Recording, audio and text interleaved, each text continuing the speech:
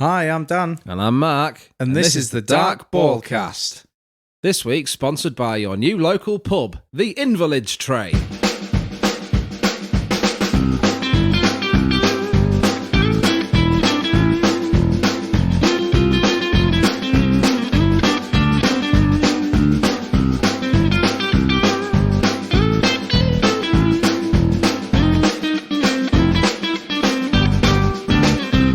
It's been a while since we've seen each other, Daniel. How have you been? It's been good. You can't start like that. No, we'll try again. It's been a while since I've seen you, Daniel. How have you been? Yeah, it's been like 3 weeks. It has been. I've been all right. Has been. I've done lots of things. What things have you done? I've been preparing for the winter. You've not been preparing for this. No, I'm having a good go, Mark. You've been preparing for the winter. What you've been doing? Like baling hay? Just wrapping up. Presents? No. For Christmas? I've been working on an extra layer of skin. So what I've decided what goes to into do, that? What I've decided to do, instead of turning on the heating, have you ever had a callus, Mark? I probably. You know what a callus is? I wank a lot.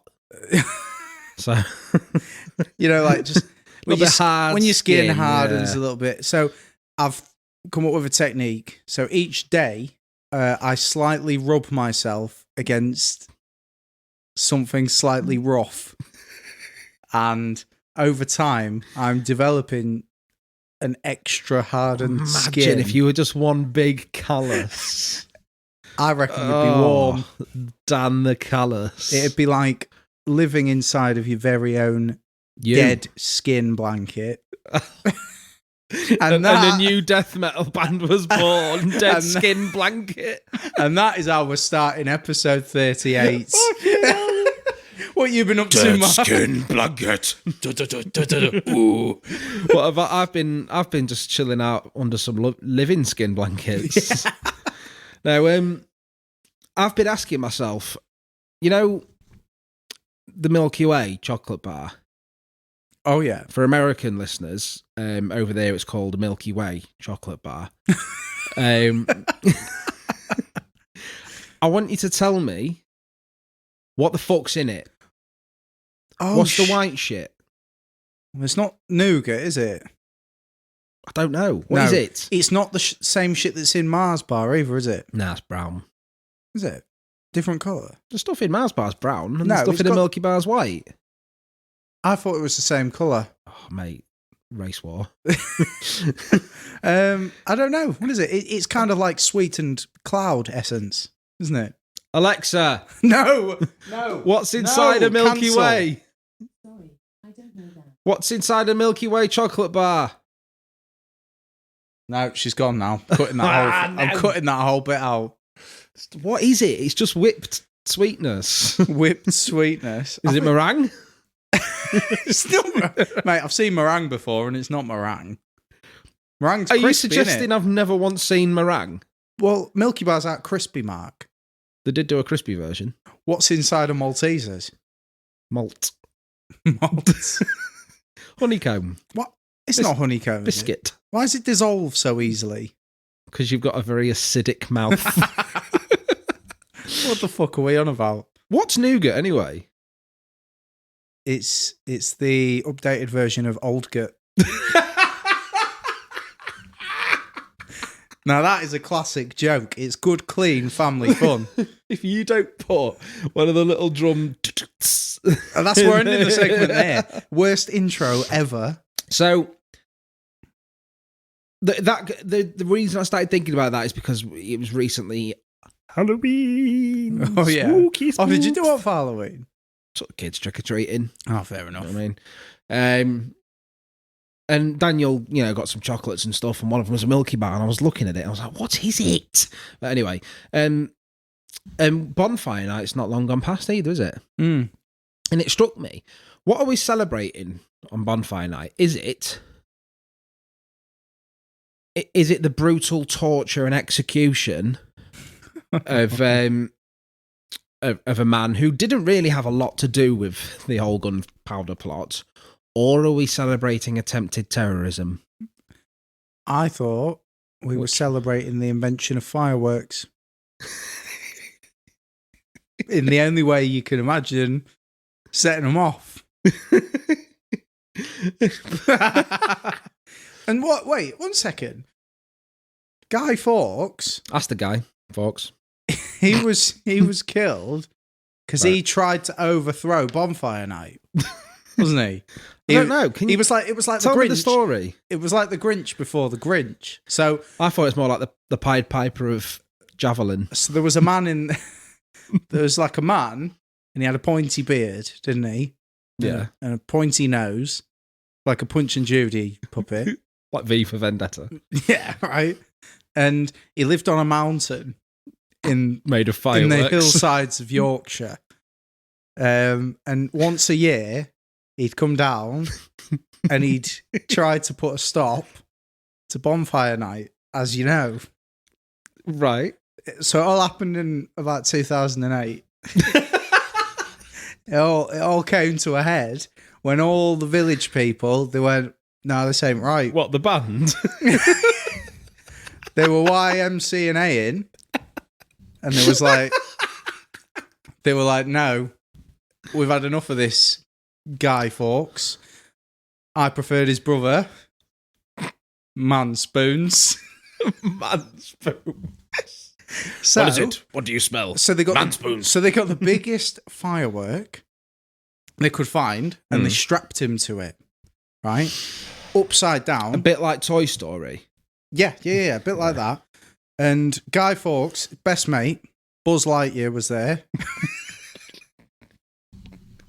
I don't know where I'm going with Famously the second man on the moon. this. So then they lit the fuse, and what happened is it went up in the sky, and this big firework, it went off. I really feel sorry for the listener because they can't appreciate the amazing hand movements that I'm getting with this. So, long story short, when the firework went off in the sky, it just read 5th of November. And that's where we get Bonfire Night. So he came down from the mountains of Yorkshire Yeah. to stop Bonfire Night Yeah, every the year. villagers had just had enough of So it. what was Bonfire Night celebrating in the first place then?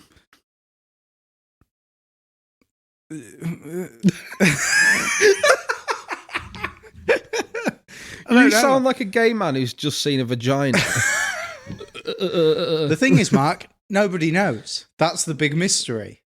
And that's I what, think that's it's what one we're of them here to accident- talk about I today. think it's one of them accidents, maybe, where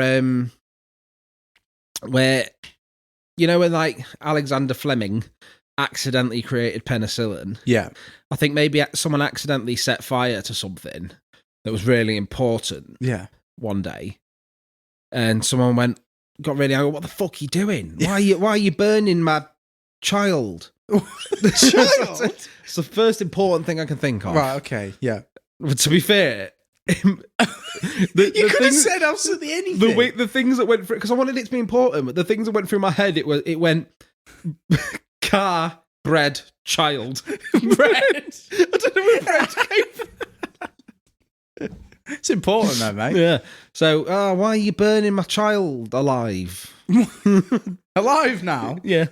And they were so embarrassed, like, oh, bloody hell, awkward. So, I've been caught. and he goes, oh, haven't you heard of Bonfire Night? Ben. Because the child was called Ben. And they go, no, what's that? And they go, well, it's a tradition round our way where you have to find a boy called Ben and set him alight. And this is the only Ben I can find. Like, if it was someone else, it'd be like Alex Fire Night or Alex. or Shaquille Fire Night. But as everyone knows, Old English for Ben was Bon.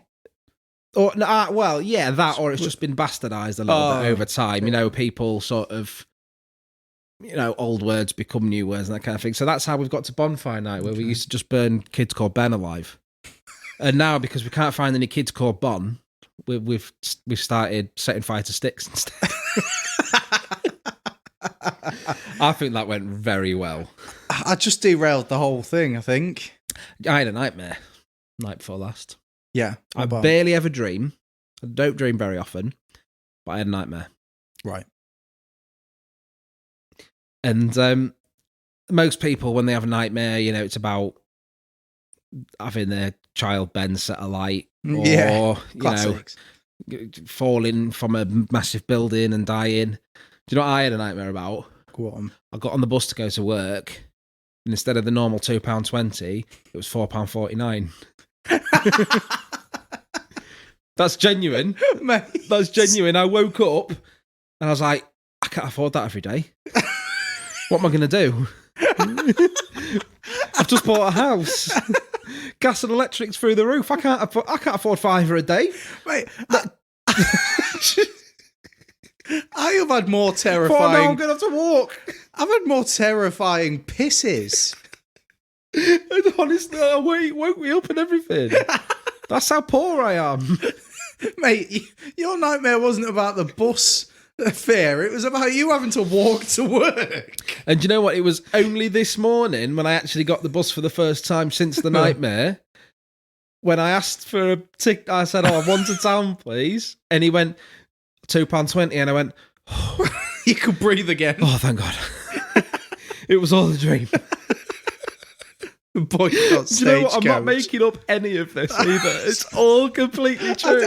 Mark, I didn't doubt you. It's all true. So, because that's quite embarrassing. Wait, one sec. Are we just not revisiting the whole Bonfire Night thing? Or just I thought we were done with Bonfire Night. Moving swiftly on.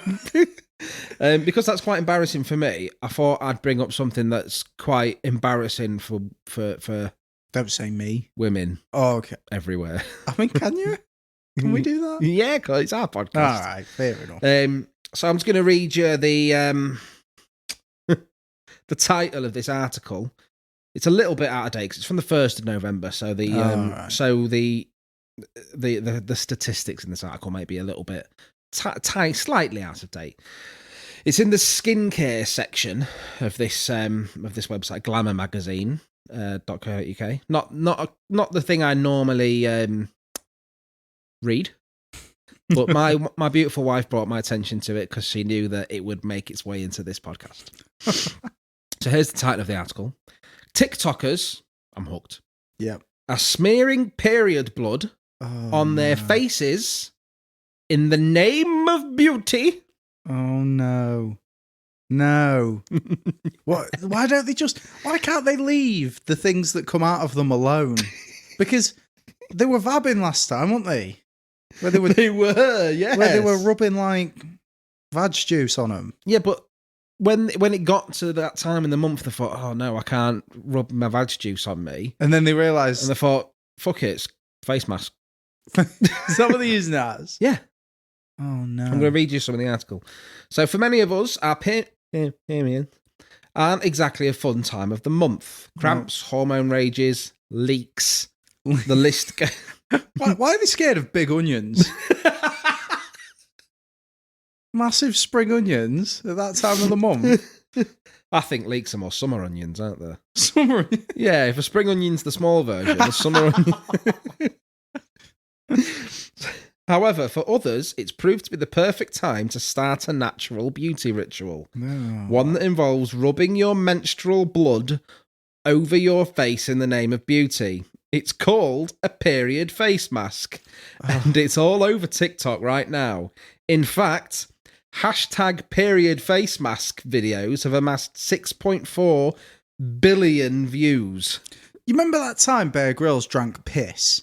And everyone kicked off. Yeah, like, stop drinking piss, Bear Grylls. Stop drinking. And he did. People stood outside his house. Oi, Bear Grylls. Oi. Stop drinking piss. We know you're in there drinking piss and we don't like it. Come out here and drink water like a man.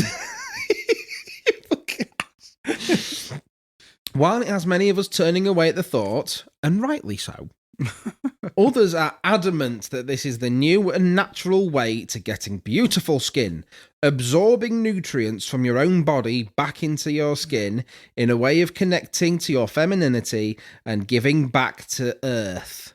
How's it giving back to Earth? Why, Unless you rub your face on a bit of grass. can you imagine, right? The Earth is sat there going, I wonder what the people are going to give me next. Oh, God. Oh, God. I didn't ask for this. One fan of the homemade skincare... Homemade. One fan of the womb-made skincare treatment claims period blood contains, quote, all the stem cells and all the nutrients that a baby would have needed, and of course, that your skin and body needs. Now what? Sorry, she also says that when you use period blood as a fertilizer for your plants, it grows the same as if you use it for your skin. It heals your skin grows? and makes it so smooth. Maybe I'm sorry. Is this woman a scientist? I once period blooded on a cactus and it got a little bit bigger. So I thought I'd slap it on my face. Yeah. I don't know how she got from A to B there. But... Plants seem to grow quite well with blood. Maybe my face will grow. The beauty of her face grew. Fucking hell. What gets me there is that she's like, why wouldn't you put it on your face? Because it's the body reabsorbing all those nutrients. But I'm sorry, love. Your body is specifically trying to get rid of them. Otherwise, it wouldn't be pussy shitting them out. Yeah. But doing your mark, you cannot. It's staying in there. I wonder what if it'd take off if men started using jizz as hair gel. And that everyone was going out with like clumpy mohawks. Like it's something about Mary. Yeah, like the worst version of Grease Lightning. If men started doing it, everyone would be disgusted. Yeah. Yeah. If I started going out there and jizzing on women's face and telling them it was good for them, good for their skin. Honestly, mate, I think we're probably about 3 months away from Lush picking this up and making a worm blood bath bomb. That sounded difficult to say. Sponsored by Lush's womb blood bath bombs. Now, I'm interested about the mechanics because why? What do the mechanics have to do with this? No, and the logistics of it. So leave what do they the do? engineers alone. Do they scoop at their pussy? No. Do they? Sorry, that's you're a horrible working word. too hard here. Do they put a pad in and then use stick the pad it to the forehead? I was going to say to dab on their face like a powder puff for some foundation, but it's a Why jam could they rag. use it as a blush? They could use a tampon as lipstick. What you got there, Mark? Got me a big old book. A big old book. So what is it? I was at Tesco's the other day with my mama, and they have that little table, don't they, where you can bring a book and you just old books you don't want, slam them on the table. It's like and then other people can come in, pop a few coins in the charity box, and they could take a book. It's like a book armistice, isn't it? Yeah, kind of. Hand in your books, get them off the streets. Now, I noticed this big old fucking book here because it is a big book, isn't it, Dan? Oh, it's grand. It's red leather backed. Red leather. It's, upon closer inspection, it's 50 or 60 years old. What the fuck? It's it talks about money in it, but it's like pounds and pence. So it's an old book. And this, for the grand sum of a 2p coin that I put in the charity box. I feel like that's not how you're meant to do charity, Mark. No, but no one can see the coin you put in. So you've made a profit. You've turned a profit there. I bought myself the Book of Good Housekeeping.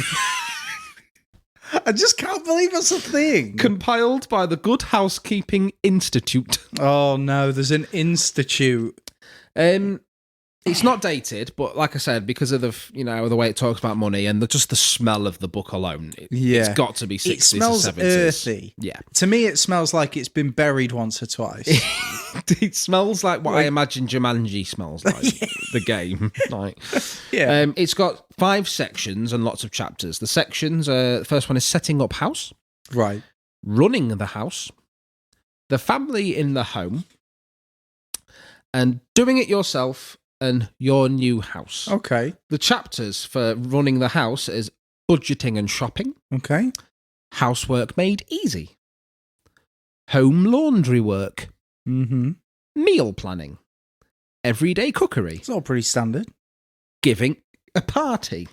Giving a party. Yes. Indoor plants and flowers and a gardening guide. Now, I've just been sort of thumbing through it. Admittedly, I bought it because I thought it looked funny. Yeah. And parts of it do not disappoint. Oh. Just, it's funny because it's very sexist. Yep. And it's a bit of a window on the past. And I just think I don't know. I just like to read it and think. I think a book I like from to read it and think, this is how people live. a book from the 50s. Yeah. Talking about housekeeping. Is there a mention of backhanding? Yeah. It's a whole section on it. So, do you know what? We paused for me to drink my coffee and I've not drunk it. Oh, bloody hell. Right there. Get on it, Mark. This isn't very good housekeeping, is it? Oh, he's necking it. He's going to need a shit. I've not read the full book, Okay. so I wouldn't know if it's good housekeeping. Excuse me. Horrible. So, there's like a little introduction by the principal of the Good Housekeeping Institute, Phyllis Garbutt. I don't know what I was expecting. So just the first little bit of the intro. Not so long ago, it was claimed that cheap labour and cheap coal were the mainspring of the British home.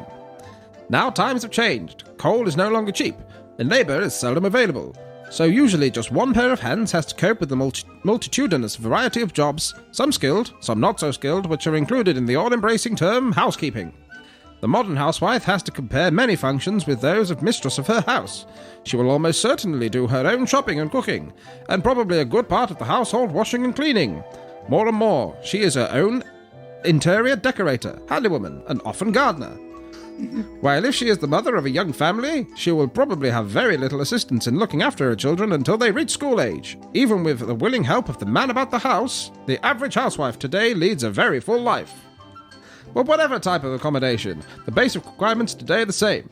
The housewife is quite rightly not prepared to be a drudge tied to domestic chores from morning till night. With many young couples, the wife prefers to work for a few years after marriage in order to save up for the future home. And many more women now return to their former careers when their families have grown up. The woman of today thus demands service from her house and wants it designed to make the best possible use of the space and labour-saving mechanical equipment, much of which was previously considered a luxury, but is now fast becoming a necessity. So that's a little bit of how women want their houses now. They want their houses to be set up to make sure that they don't have to do as much work, basically. Oh, that's good for them. It's got some examples of meal planning for a family menu. Right. Just there's so much. Jesus. It does it by day, so loads of different things you can have each day in each season. So it's got spring, summer, and so we'll just do spring, shall we? Just give me a quick example, man. All right then. What's your top pick? I don't know. Let's just go for the top one. Right. A Sunday in spring. This could be a typical Sunday menu for a household. Right. Family menu in spring. For breakfast, cereal or boiled eggs. Normal. Or boiled eggs. And We're I having suppose boiled eggs for breakfast. Do people do that, Mark? Yeah. Do you do that? No. Oh, good. Well, we can still be friends. Lunch. Roast lamb, mint sauce, roast potatoes, spring greens, fruit salad and cream. Lunch? For lunch. Lunch? Tea. People were fucking balling back in the 50s, Mark. Fuck me. Tea, watercress sandwiches and chocolate sponge cake. Evening meal. Now, I'm not sure what this is, so please don't ask me. Right. Soused herrings. Oh. Are they herrings that is drunk? Soused? Soused herrings, mixed salad. Are you sure it's not sauced? No, soused. SOUSED. Write in to dartballcast@googlemail.com, whatever the fuck it is. Gmail. You don't even know how fucking... No, because no fucker uses it. Yeah, that's a good point. To know if you know what soused is. Soused herrings, mixed salad, potato salad, and pineapple cream. What? That's when you squeeze the pineapple hard enough that cream comes out. You excite it to the right point. Let's go. Let's see what midweek. Right. Wednesday. For breakfast, we have cereal or scrambled eggs. All the eggs. For lunch, baked stuffed liver. What? I mean, like... So I think the main meal was always lunch. So baked stuffed liver, sautéed potatoes, cauliflower, stewed apricots, and rice pudding. Fuck me. Wednesday, for tea, toasted scones, and fruitcake.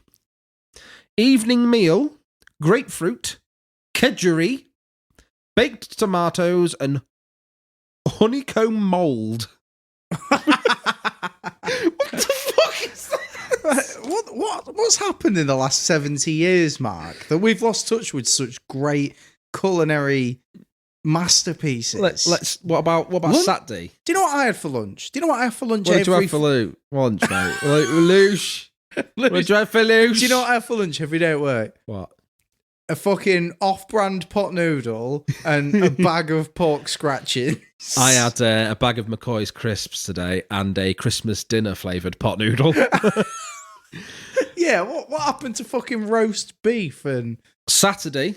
Shall we see what a cheeky Saturday in the family home Saturday meal plan? If it says this is only for spring, mind you. If it says Nando's, this is only for spring, mind you. You can't do this in summer. So, breakfast, no eggs. What? Orange slices and fish cakes. What? I think they've got this wrong. Now, there's of the 4 things listed for lunch, I don't know what one of the things is. Right. See if you can guess which one it is. Right, okay. Potato soup, mixed salad, bath chap, and jam tart. What's bath chap? It's like it gets to lunch and... Is it one thing? Is it a bath chap? Is it some bath chap? Just a little chappy in the bath. Is it a handful of bath chap? Just a bath chap. Do I need a knife and fork for bath What's chap? the standard size of chap? I imagine that there's 2 dishes, isn't there? There's one that you can have with a sauce, and that would be bath chap, and the other is dry. It's just chap. This is for tea, and this sounds grim as all fuck. This. Oh my! It sounds like the kind of things that people are eating now because no one can afford food or anything because they want to heat the houses. Bread and butter, radishes, and shortbread. Is that one meal? That's for tea, and then for evening meal. Can you imagine how upset you'd bread be? and butter and radishes?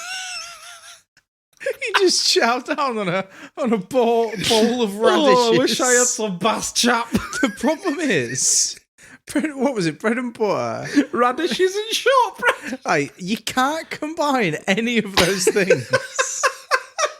That's a 3-course meal. Absolutely none of those things. What have we got for starters? Bread and butter, mate. Yeah. What about main? Radishes. What about dessert? Bath chap. My problem is, Mark, you can't have a radish sandwich just as much as you can't have a shortbread sandwich. But then you can't combine the shortbread and the radishes either, Mark. No. Do you want to know what we're having for evening meal on a Saturday? Oh, fuck's sake. Eggs Mornay. What? Banana dessert. And sardine rolls. It sounds horrible. Oh, for fuck's sake. Right, Mark, I'd love to, for a week, just fuck off. Can't do it. Bath chap. Imagine, right. What's bath chap? Imagine for a week, you had to eat like a springtime family from the 50s. Springtime family? Oh, fucking hell. God. Oh, bath chap. Oh, come on. Right, okay. Okay, now. Now, Boomer's had it going on, mate. I've skipped ahead a little bit. This is for he's just headed a room for the teenager. Right. So I'm having to think, what would a 50s teenager have? There'd be some kind Dropsy. There'd be some kind of poster on the wall that's glorifying the wars. Tuberculosis, I think. Probably. Get your blood pressure checked regularly or Trench something. foot. They've got trench foot. Trench foot, the poster. Right. Trench foot, the poster. What else would there be in a 50s teenager's room? Yo-yos. What, like the little dried fruit thing? Yeah. Bath chap. Bath chap. He's hidden all his bath chap under the bed. But isn't that like a new generation Pokemon? A bath chap. It's like a Geodude transformed. He's just got a bath round it. You got what was it? Fucking Machamp. No, it was Machamp, Machamp. Isn't it a line from By the Way from the Red Hot Chili Peppers? Bath chap. Steak knife. We can't. Throwing it back to episode 2 or whatever it was. Right, so the room suggested above for a school child had chiefly boys' interest in mind, obviously.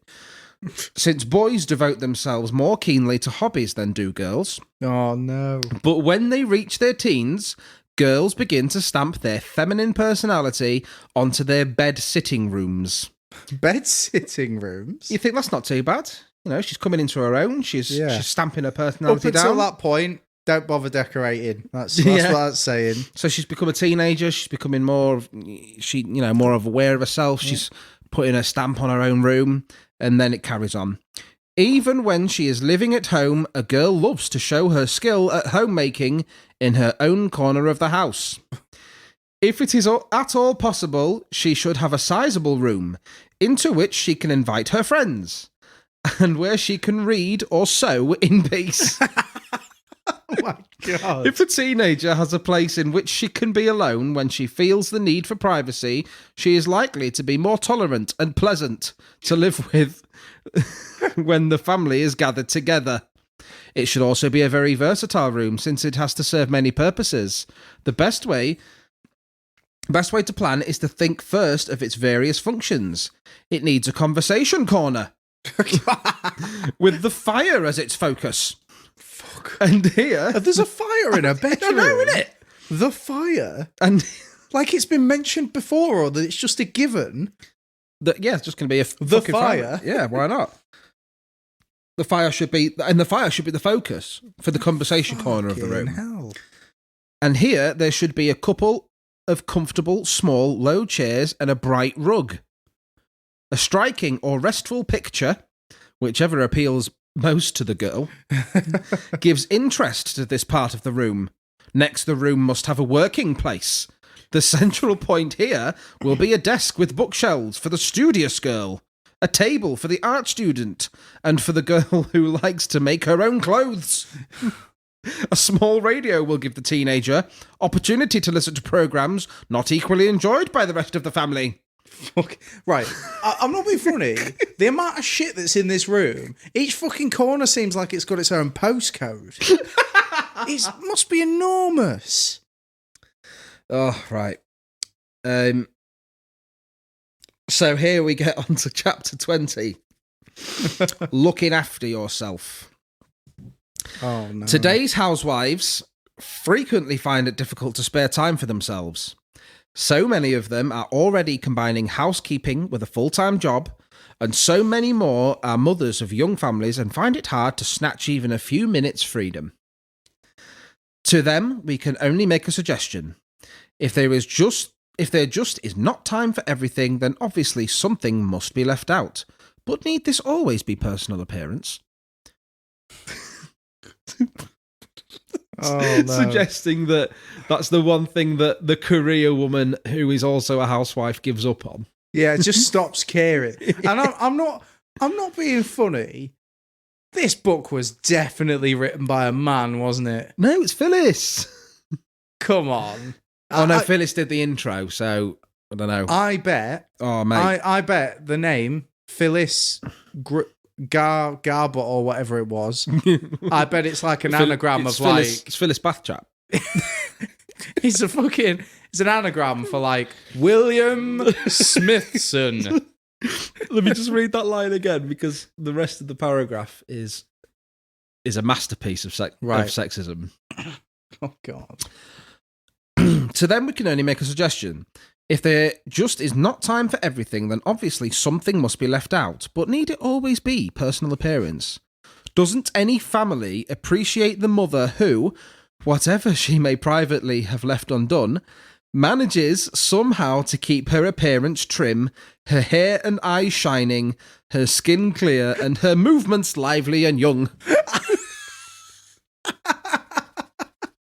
Oh my God. It's like regardless of what you've not managed to do today, you must still meet our impossible standards of beauty. Exactly. No housewife or career woman. The career woman's in brackets. That's horrible. No housewife needs spare more than 20 minutes or at most half an hour daily to achieve her best in good looks. That is one of the pleasant things about present-day beauty care.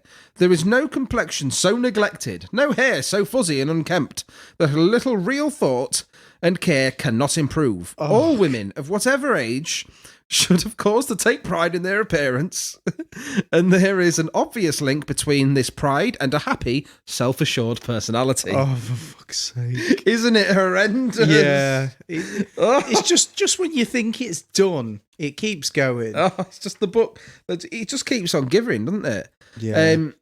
2 pence, Mark. I know. This is 2 pence. Fucking. Just reading through it, there's a section of like first aid.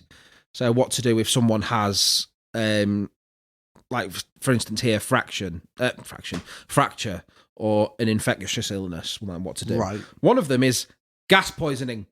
What the fuck? If someone you know has gas poisoning, Was it common back then? I don't know. Were people in the war. Were people just getting gas poisoned all the time? So if someone has gas poisoning, for asphyxiation from gas, apply the following treatment quickly. Remove the patient from the gas-filled room. I knew it was going to say get them out of the gas. Remove them from the gas-filled room and lay him face downward. This book could have been good in Auschwitz.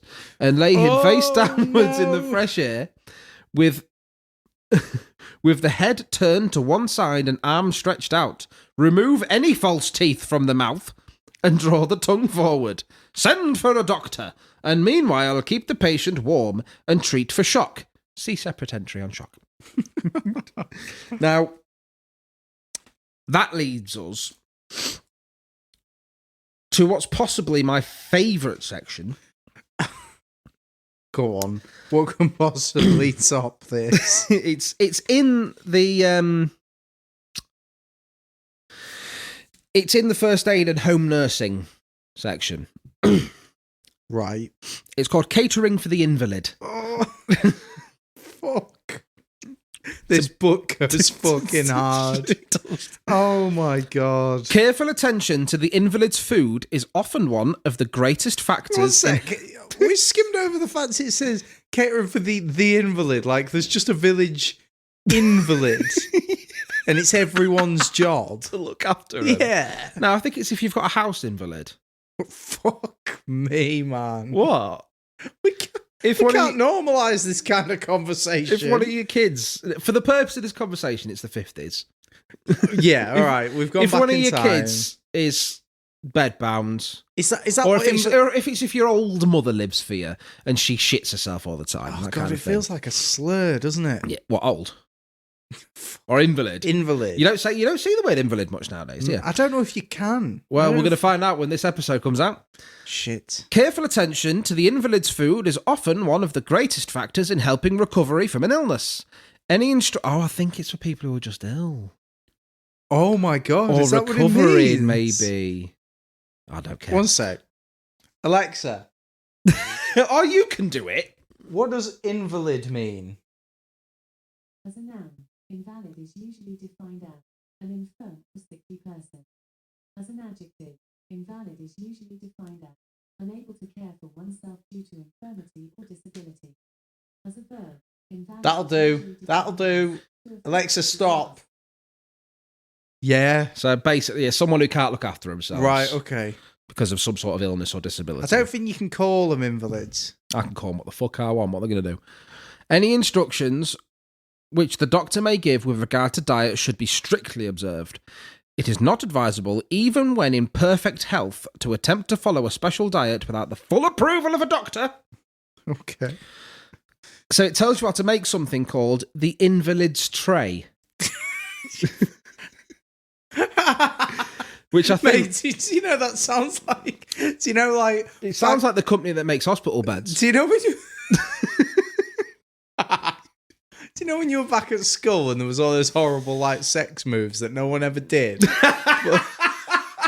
So you had, like, the monkey face. You had, like, the Spider-Man. Yeah, the Spider-Man. And then you had the invalid's tray.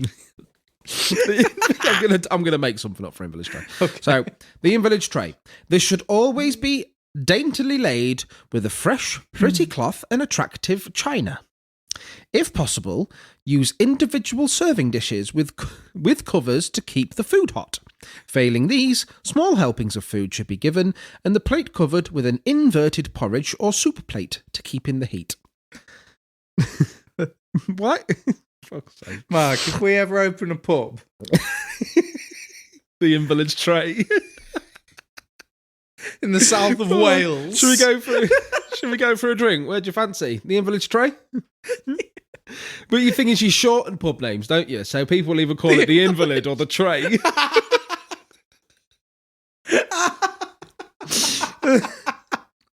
Never serve the same dish at 2 consecutive meals. Oh, for fuck's sake. Or even on consecutive days if it can be avoided. Fuck. Whenever possible, make small individual dishes which can be finished in up to 1 meal, such as milk pudding. In half pint or even quarter pint pie dishes. Dariolis and little fancy moulds are useful for this purpose. Invalid dishes are apt to look anemic, but even steamed white fish can be made appetising by coating it with a little parsley sauce or plain white sauce with a very little anchovy essence added. An egg custard with a little salt instead of sugar is also good with steamed fish, and it provides another variation. Baked milk puddings should be carefully cooked so that the grains are quite soft, the consistency just right, and the top nicely browned. Moulds may be coloured, but not too strongly, or they may be flavoured with chocolate or coffee. Oh, well, that's good to know. And then it's got some invalid recipes. And how grim do these... I mean, I don't understand why being an invalid means that you're not allowed to have anything nice. Because listen to these. You've got barley water, chicken broth, beef tea. What is that? So, what's wrong with normal tea? So to make beef tea, remove the fat and skin from half a pound of beef and shred it down finely to enable the juices to escape more freely. Just give them the beef. Put the meat in a jar, basin, or double boiler with half a pint of cold water and a little salt. For God's sake, Mark, they're having a hard enough time as it is. Just give them some beef. Delicious. Allowed to chewy stand beef. for at least half an hour. Stir well. Cover and simmer without boiling for 2 to 3 hours, adding more water if necessary. This cooking may be done in a slow oven if preferred. Beef tea may be thickened with any cereal or with egg yolk. Milk may be substituted for water or the broth. Basically, broth. Do you know what I hate, Mark? What's wrong with PG I hate how tips? they've gone, right, you're ill. Time to start treating you like a prisoner of war. You brought this on yourself, Aunt Margaret. Oh, well, if you don't want beef tea, how about some creamed chicken or veal? Fuck's sake. Don't like that? What about lamb sweetbreads? Oh, that sounds quite nice, actually. Yeah, sweetbreads are indeterminate offal or testicles. Oh, for fuck's sake. Yeah. It sounds good. What about steamed mutton and rice? Oh, God. Why are they steaming everything? Bavarian cream? No. And I don't know what this is. egg junket. and, Mark. and the last one. And I can't for the life of me, just from, because I haven't read the recipe for this, so I don't know what it is. I don't know if it's sweet. I don't know if it's savoury. I don't know if it's a breakfast, lunch, dinner, evening meal, tea thing. It's 2 words. It's not bath chat, before you say. Egg flip. Well, that was a risky one. Yeah, no. I think the 50s were risky. Yeah, I think it's important to maintain, obviously, the views expressed in the book we've been looking at do not represent our own. We do not agree with the book. No, the book. This book, very much like the Bible, is very much out of context and bullshit. If you'd like to take issue with anything that we said today, please contact us on darkballcast@gmail.com. Or our new email address, theinvalidtray@gmail.com. And always remember, no one asked for it. No one needed it. But this was it. It was the Dark Ballcast. Fuck right off, mate.